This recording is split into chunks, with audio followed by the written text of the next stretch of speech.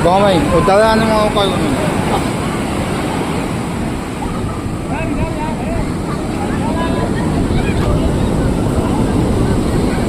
ଗାଧୋଇବା ପାଇଁ ମୋତେ ମନା କଲେ।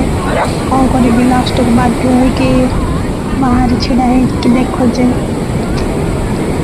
ହେଲେ ମନା କରିବାର କାରଣ ଅଛି, ମୋତେ ଦେହ ଭଲ ନଥିଲା, ସେଥିପାଇଁ ସ୍ୱାମୀ ମନା କଲେ। ବିଜୁଳି ଦେହ ଖରାପ ହେବ କାହିଁ।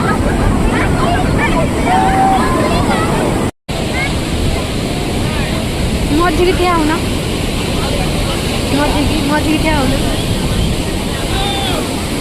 ସ୍ୱାମୀ କହିଲେ ଯାଉନ, ସେ ଛିଡ଼ା ହବ, ହେଲେ ସେ ଶୁଣୁନାହାନ୍ତି। ତାପରେ ଗଲେ, ଯାଇକି ମୋତେ ମନା କଲେ ସି ବିଚ୍ରେ ଗାଧୋଇବା ପାଇଁ। ନିଜେ ତାଙ୍କେ ଗାଡ଼ିରେ ଓଦା କରିଦେବେ। ଦେଖନ୍ତୁ କେମିତି ଗାଡ଼ି ହଉଛନ୍ତି।